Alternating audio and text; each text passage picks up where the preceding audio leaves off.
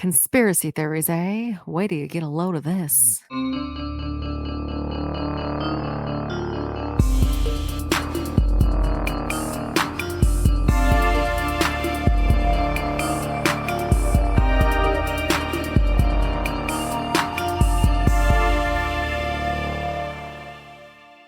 Hello, and welcome to Cracked Sisters Conspiracies. We're a podcast that covers conspiracy theories, mysteries, and all over spooky shit. My name is Cassandra. And I'm Jackie. And we are said sisters. Why are you wanting to laugh already? I was mocking you. You didn't know. I didn't, because I had my head down. Unlike the last... And I'm Jackie. You should have put a little... There was a whole spin around in our last episode, which we recorded about an hour and a half ago, as we were doing double duty yet again. Because we're behind. We were behind an episode. The intention was to record multiple episodes to get ahead. And we haven't even managed to record our normal once a week. No. And I feel like it's just going to get harder from now until the end of the month. Well, I feel like we might have to do double duty every... For these last 2 weeks. Yeah. And then like twice a week. So do you have internet being set up at your new house as soon as you move in? So we have Verizon. So it's a box that you plug into the wall. Mm-hmm. So you can take that with you anywhere. It's not set to one specific location. So I just take it with me, plug it in, log in. It's the same Wi-Fi name and password, and then I should have it. Okay. Yeah, because we're going to have to figure out the logistics of our new... Well, I won't be working for a little bit, so I got nothing but time. I mean, but still, the logistics of recording together, but apart. Yeah. So really what I'm saying is if there are any weird technical things in the next month or so while we find our new stride. But anywho, we do not have any. Oh my God. Happy Halloween. I knew I was. That's right. Yes. Happy Halloween. We are currently recording on spooky Friday the 13th. Yes, we are recording on Friday the 13th. So this episode airs on Halloween. It does. So it all just kind of comes together.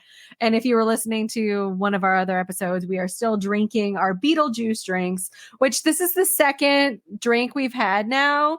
This is like your third. It's 2.5. I topped it off. It's lackluster. It was fun because of the different colors, but the flavor is not there, because really all it is this melon liqueur, Midori, and ginger ale, which with vodka. And nothing really. It's like not a memorable. I'm not wowed. It's like a 4 that you see in a bar that you're like, huh. You're like, oh, it's green with a black sugar rim, and. Am I going to drink it? Yes. Am I going to be happy about it? No. That's okay. Will I feel fine tomorrow? Sure. And then I purposely bought White Claws to pace myself during golf tomorrow. I figure a can every 2 holes should do me. Maybe every 3 holes. I need to get water. That's what I need to do. I always fuck myself, but we're not going to do that. We're going to play well tomorrow. Sure. But anywho, as you said, happy Halloween. As you're hearing this, and in the spirit of Halloween, and given the current season, which is spooky season, and it is our favorite season. I know for me it is. I think it is for you too. It's essentially our Christmas. So on Shein right now, all I have is spooky sweatshirts. Oh yeah. Sweatpants. Robes. I have new cardigans that I've been wearing to the office. I have Halloween sweater vests that I'm wearing with my pencil skirts. So it's profesh, but with is all year. Oh my God. Yeah. I like Christmas. I mean, it's fine. I like to decorate or whatever. Halloween just speaks to me. Okay. So we're going to lean into the spooky shit side of things today. In honor of Halloween, we're going to cover the origin of Halloween. Okay.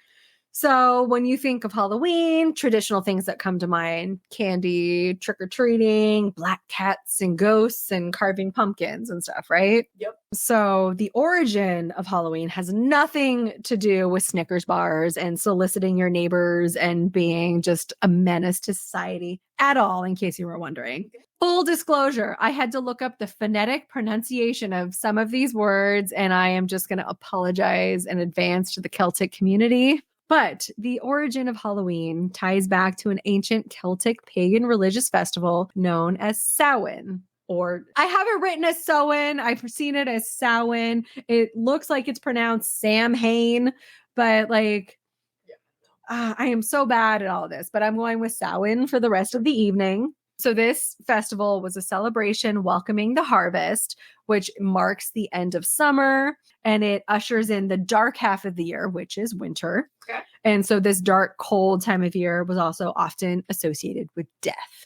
That is not just in Celtic pagan culture, but in Hispanic culture and stuff like Day of the Dead. They're essentially the common theme is Halloween marks a time when the lines between the living world and the dead world are blurred. And so, are you too old to have watched Lizzie McGuire? No, I watched Lizzie McGuire, and in the Lizzie McGuire movie, my ex-boyfriend Derek was in it. Really? He was with the pink shock. He had Benji hair in it. At the end of the movie, when she's like performing in Italy, he's one of the extras in the audience. Oh my God. The amount of times I rewound and paused that movie. I'm like, that was my boyfriend. Oh my God. But anyway, I was going to say, because the Halloween episode was one of my favorite episodes. Miranda, she's Hispanic. Yes. So she talks about Dia de Las Muertas. That one. And a skeleton comes alive and Kate's being stalked by it. Like, it was such a good, spooky episode. I always think of it. And then that just really. If anyone was going to be haunted, Kate was the bitch. You know, she was. She the was. Cheerleader. Yeah, she was. Did not like her. But like movies like Coco, where it really, it was really good. I liked it. It was the Disney Pixar. I know what it is. Yeah. There's a lot of similarities across the cultures as far as what Halloween, like that time represents. As I said, what we're covering is like the true origin. Please don't come for me. Is more Celtic pagan oriented. So the Celtic belief was that the night before the new year, October 31st, the boundary between the worlds of the living and the dead became blurred, and this time known as Samhain, and it was believed that the ghosts of the dead would return to Earth on this night. Mm-hmm. So Samhain was considered the most significant of the 4 quarterly fire festivals that they had. So like fire festivals were a big thing in Celtic pagan culture. So like every season, so the years broken up into the 4 different seasons, those quarters, and they were ushered in with a fire festival that had different meaning depending on the time of year that you were in. What was customary during this time, this was back in old medieval times. They still had homes, but to keep those homes warm, you would have a hearth and a fire. And so that was something that you stoked, you kept going all year round, essentially, because shit got cold. And if you let it die, then you have to rebuild it. But during this time, it was customary to let those fires burn out, let the house get cold, let it get dark. And during this time, that's when the harvest was being gathered. So all of the summer crops, you were gathering them going into, it's like summer and fall, gathering everything going into the new season. And so once all of that work was completed and the harvest had been brought in, along with Druid priests, and that's who would take care of all of the pagan ceremonies, the Druids. And they would light a big old bonfire. And it was like a community celebration that everyone would come together on. And as often was the case in those days, there were also sacrifices that were made to like the pagan gods, but they used cattle, not people. So it was not as barbaric as it sounds. I'm still not a fan of killing things just for, an offering, but at least it's not like children. Cool. So all of the community members, they would come together, and it was a couple days. They would drink, they would eat. It was like 6 days and nights of straight drinking and eating, which on the surface sounds pretty dope, right? But also like you're with the rest of the community. That just sounds exhausting. But excuse me. Oh my gosh. I just edited an episode where you burped, but it sounded like a demon was like saying a message. It was I edited it out. It seems very fitting for the episode today. But they would have these big bonfire for everyone in the community. And like I said, everyone blew out all the fires at their house. So once the ceremony was coming to an end, everyone would take a torch, relight it, and then go relight the fires back in their house to mark the start of the new season. Yeah. It was a really big deal. And if you didn't participate, though, God help you, because you could face death, essentially. And they were like very into it, because they're like, if you are not participating, God is looking down on you and sees that you are not like a true believer, and you're going to be smoked. You are going to fall ill. You're going to die. So it's like, best get your ass to church. Side note. So I'm reading this book, and it's called Slewfoot. which is another name that the devil goes by. It's so interesting. It's really good so far. Did you ever see the movie The Witch?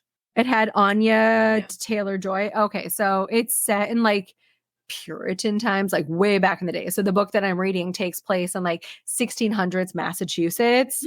And so it's like witch trial-y. It's a very eerie time, but the super Christian, super religious overtones, that just seems so oppressive. I'm so glad we don't live in those times. I know, right? I think about that often. But there's a lot of that goes along with this. So it's like you are either a believer and you are part of it, or you are an outsider and therefore you must die. Okay.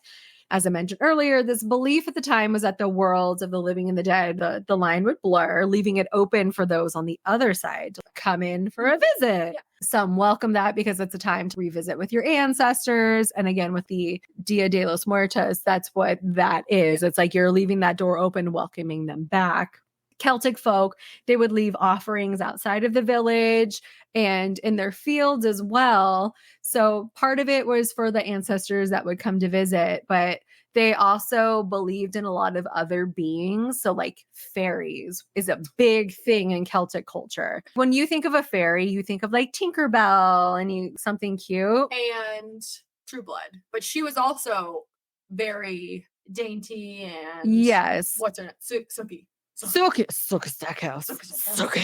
But fairies in Celtic religion and origin is they're more monstrous and more of a nuisance. I've actually heard of that, yeah. They're not a bringing of good. Mm-hmm. They're something that they have sharp like teeth. Trouble comes along. Yeah, they're essentially monsters is how they're viewed. They would leave stuff out just to kind of distract, be like, here's our offering. Please pass by. Don't fuck our shit up. Gotcha. And in an attempt to not be snatched up by these fairies and ghouls and other creatures that they believed would come about, people would dress up as animals and monsters in order to fly under the radar so they wouldn't be snatched away. So they're trying to blend in. I'm one of you. Don't worry about me. And so it kind of dovetails into the origin of wearing costumes for trick-or-treating and stuff. Oh, interesting. Common monsters that were associated with the mythology of the Celtic people at that time. Again, going to butcher a lot of these names, so just apologize in advance. The Puah, Puah. That was a shape-shifting creature who would snatch up harvest offerings left in the field. So not necessarily a threat to people. They were just kind of a nuisance that would come and clear out whatever was left behind. Okay. It was a common occurrence for a headless woman in white called the Lady Gwyn. She would chase around all the dummies who thought, I'm going to go for a midnight stroll. Like if you're out after dark, why? Yeah.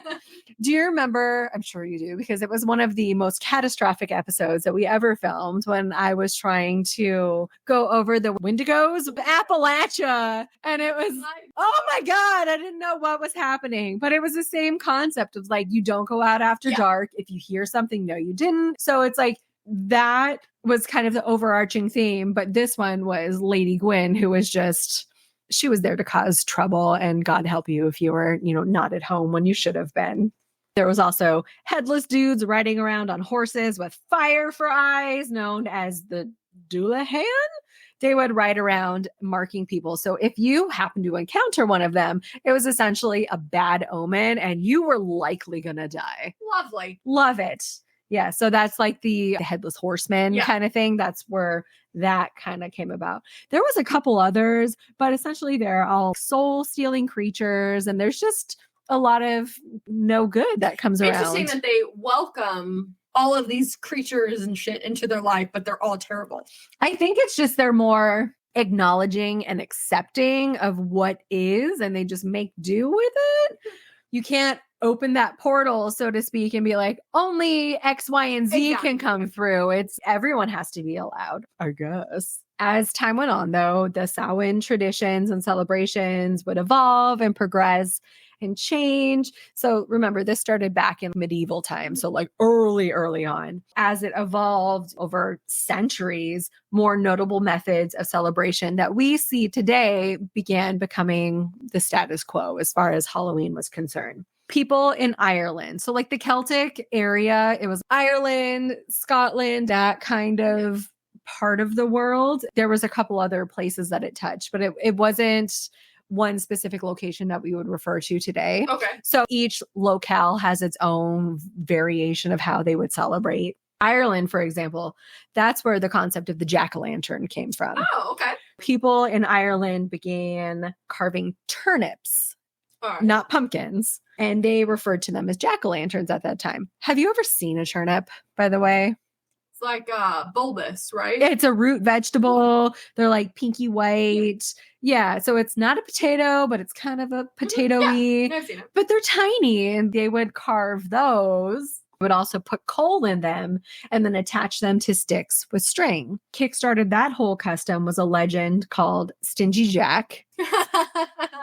Okay. And so the story of Jack is that he was mischievous and he had trapped the devil on more than one occasion. And the devil was not having it. He was getting annoyed. Naturally so. But on one of these occasions, he decided, I'm not going to let you go because I don't feel like you have my best interest in mind. So we're going to barter. I'll let you go, but only if you pinky promise that you're not going to send me to hell when I die. So they are bartering for his soul. And Jack lived his life. They made this deal. And eventually, Jack perished. And went to hell. He went to heaven first. Oh. But they didn't really want him. And because the deal was that he would not go to hell, he essentially was made to live in the in-between. The purgatory. He was in purgatory. He was destined to wander the earth as a ghost for all of eternity because he declared, I don't want my home here. I want to go here, but they don't want him. So what? I think I'd rather be in purgatory than hell if I had a choice. Yeah, probably. I have no desire to be tortured. Haunting does sound like a fun side gig. Have you ever thought about that? Do you have people on your list that you would actively haunt? You. Me? Yeah. So what kind of ghost would you be? Would you be like, I'm going to mess around with your shit? Or I would hide your belongings. If you're looking for something, like your keys. You would be a nuisance. Yes. Okay, so you're not going to like actively try to scare No, I won't or try to be scary or intimidating. I'll just be annoying. Okay. What about you? I feel like my spirit would be more vengeful if I'm being honest. Okay. I have been wronged by a lot of people in life. Whether I would inflict physical damage, I don't know what my capabilities would be. Some people I might want to fuck their shit up. I probably am not fit for purgatory. I don't think I'm also a fit for heaven at this point. Yeah. But poor Jack was destined to live in the in-between. And as a consolation prize, because the devil felt bad, and he's like, well, you're not coming to hell because I promised you wouldn't come. He had given Jack a burning lump of coal and he put it in a carved out turnip in order to light his way as he Gotcha. existed.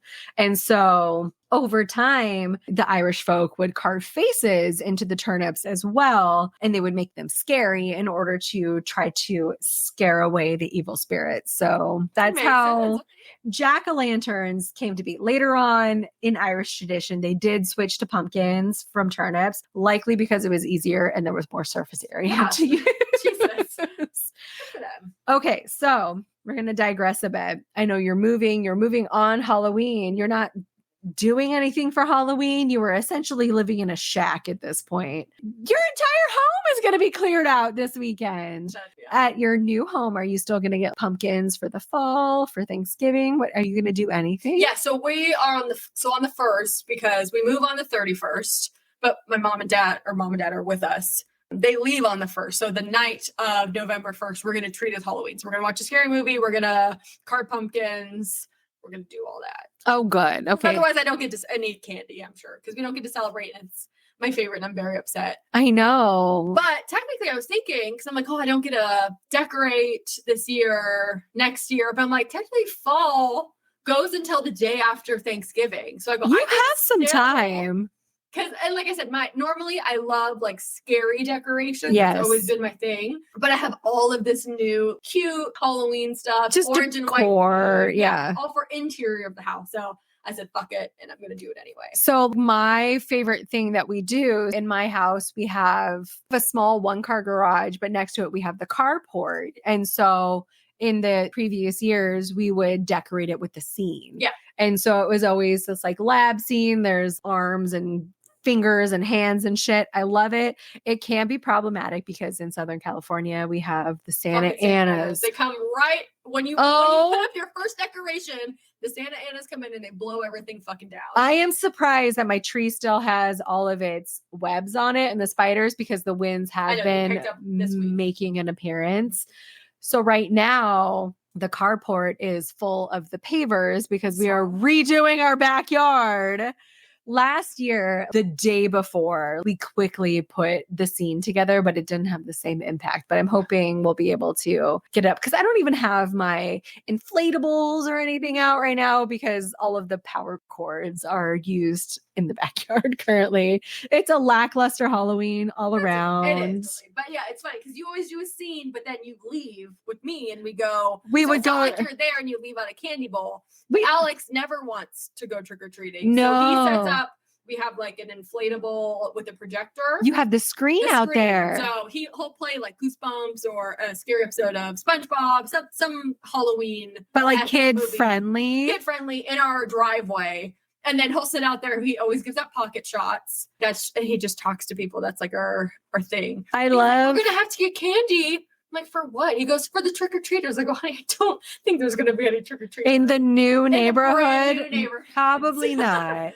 You would have better luck with pocket shots distributing it to the new neighbors. That's probably going to be a next year thing. Yeah. Let them get to know us. Get established first. But that was one of the highlights of trick-or-treating in your neighborhood. Yeah. Because we would... wine. Yeah. Someone had the boozy popsicles. We're very alcohol fueled neighborhood. We really are. So like traditionally we would go up our street, and the way that my street is like they're essentially duplexes is what it is. And our houses are backwards. The front of our house is at the back of the house. So you have to like walk down the length of someone's house. So we set up the scene essentially at the end of the driveway. So you can just come and get candy. So there's not a whole lot of activity there, but there are a couple of side streets that we can go up. But the amount of people, especially during the COVID era, who are like, hey, we're all in this together, man. Have some Jell-O shots, have some wine, have the Jell-O shots, yeah. So like, but your neighborhood is really good about that. Yeah, I'm gonna miss that, but we'll have to just create that. And you also have the advantage of having a relatively flat. No fucking hills. I hate walking to mom and dad's house. We live in this horrid zone where it's like a perfectly flat street where we are, and then we are flanked with hills on both sides. Yeah, you have to go up 3 hills to get to mom and dad's house. The only good side is we are surrounded by affluent neighbors. Yeah, we get the king size candy. Right. It's because they're like, if you can make it all the way up the hill, you get rewarded. You get king size candy bars. You get entire packs of Oreos from Darlene.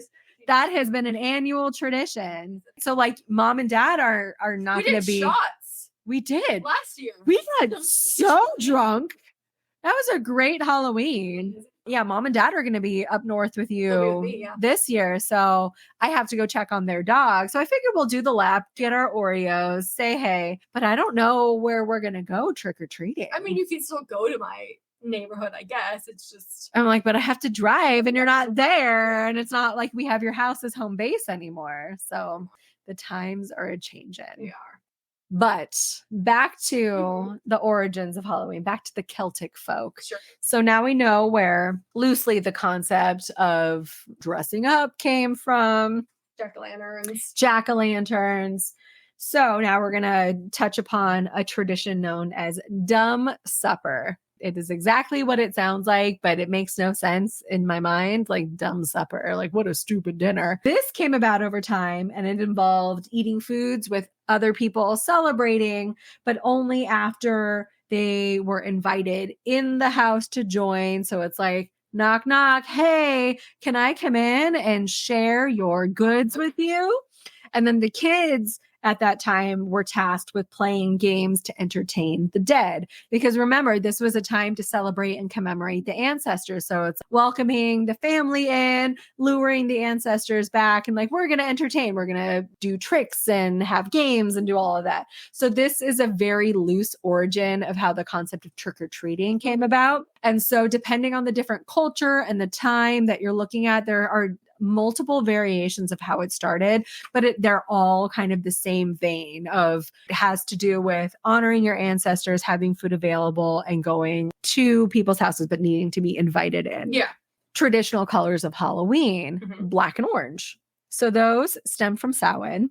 And so black represented the death of summer. So black is death. Orange symbolized the autumn harvest season. Yeah. So you have the black of death and the orange of, the fall season. So that's where those come from. The green and the purple, that just kind of got naturally woven in over time because they complement each other so well. Now, as is often the case, Christianity fucked everything up. It really did.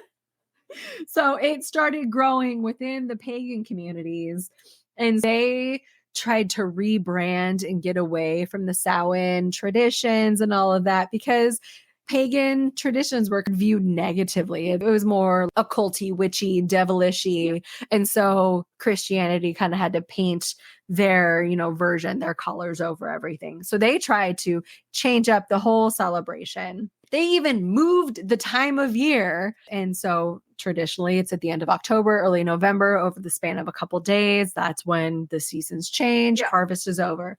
They tried to move it to the middle of May. Ew. No, nothing happens in May. It's too hot. You're ushering in summer, which is the worst time of year. Not going to happen. So when they did, they specified that the intention was, we're going to get away from Samhain. We don't want to honor our ancestors or the dead specifically, but we want to celebrate all the saints and the religious martyrs, those who died serving their religious communities. That did not last very long. And it was ultimately moved back to the original time to align with the Samhain celebrations of the fall harvest going into winter. They ended up rebranding on the Christianity side. So they dubbed the day after Halloween, which is November 1st, they now refer to it as All Saints Day. Oh, yeah. And then All Souls Day is November 2nd. And then October 31st is now All Hallows Eve, which is Halloween as we know it. So that is how Halloween came to be. It's because of a bunch of old Celtic Druid people hundreds and hundreds of years ago. And we kind of bastardized and made it into the traditions that we see today. So it's Black Heart Christmas is what it is. And it is sponsored by all of the candy companies. And I'm okay with that. Me too. What is your number one go-to, or at least top couple Halloween movie? That is a great question. Okay, so I was thinking about this as I was typing up my notes. So just to kind of, before I answer your question, I know for you, for Halloween, you are big into watching the scary movies. That is how I get into this movie. You do. And I like to do that myself. I do not have the same support in my household. Well, I have no support in my I mean, but you have the ability to watch what you want when you want. I really like scary movies. I like psychological things. I'm not a big gore person. I will dabble in it every now and again, but then I always feel like a terrible person afterwards. But as far as my scary movies go, I tend to lean towards the comedy / scary movie. So Shaun of the Dead. Shaun of the Dead. Fantastic. That is a great one. Cabin in the Woods. Oh, that's a good one. I saw you watch it. Where the stoner prevails. Oh my God. But he was ripped Jesus in that movie. Okay. So again, side quest story. So Cabin in the Woods was directed by Joss Whedon. A controversial. I get it. He's not the greatest person, but he is responsible for Buffy the Vampire Slayer, for Angel, the Avengers movies for a smidge. He has just the best vision. The writing is always top notch. So I love everything that he does. Him as a person, not the best. But Cabin in the Woods was one of his love children. It has Chris Hemsworth, who's whore. Who's It is, and it's just such a great kind of spoof on the traditional horror movie. But yes, Stoner Jesus does prevail. But I love watching like the behind the scenes and reading all about it. So he was this overdressed in baggy clothes. Like you never see him in anything but his full, clothing. Part of that was the purity of his character because he is the final guy, essentially. But also the other part of it was because he was actually the actor. His name is Franz something. I completely forgot what it was, some like German name. But he was like so ripped. It was crazy. But he was essentially like a nerdy Jesus. But they're like, gotta cover him up. Yeah, they're like, we can't realistically use you in any scene where you're going to be topless or whatever. But okay, so that's one of my favorites. Absolutely love it. It's fucking hilarious. Another one that's of the same vein is Tucker and Dale versus Evil. Oh, you've never seen it yet. You eye rolled so hard. I've read like the description. It just doesn't seem like no, my type of movie. It is so good. I love Tyler the Bean. I think he is so fucking funny. And then Alan Tudyk. He is just amazing. Also in the Joss Whedon universe, he played Wash in Firefly. Amazing guy. That movie is so funny. It's one of those series of unfortunate events things that kind of transpires. So good. You should really watch it because it's also fucking hilarious. It's that dark humor horror. And then Cabin Fever. Oh my God. It has Sweet Lou in it from Grind. Oh, it does.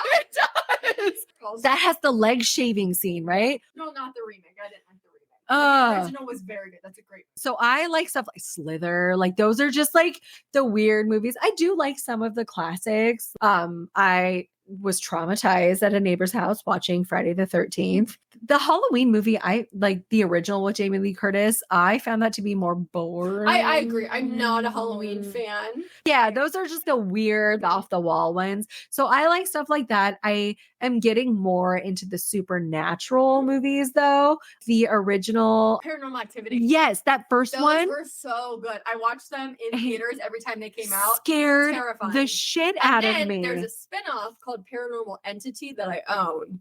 And it's like, it didn't have the budget, but it was so good and so spooky. So that's a good one if you like those. Yes. And you've seen all of them already. I like the psychological thrillers. What are your favorites? So I watch all of that stuff on a daily. Yeah, that's so I kind of take that's like your a baseline. 180. So for Halloween, it's not Halloween unless I watch Halloween Town 1 and 2. Oh, absolutely. I don't really like 3, but I'll watch it. I watch The Exorcist every year. I haven't watched that in so long. There's a new one out. There is, and I'm very excited to watch it.